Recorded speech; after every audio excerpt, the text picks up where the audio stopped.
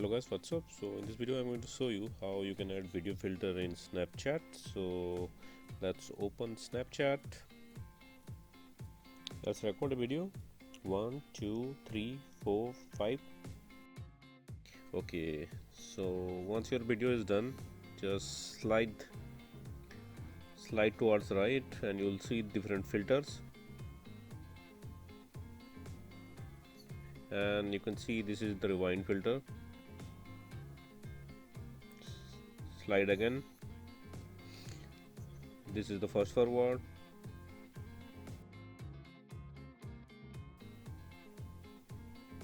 Slide again. This is the slow motion.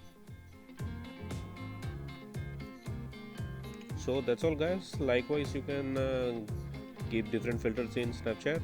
So thanks for watching the video guys. See you in the next video.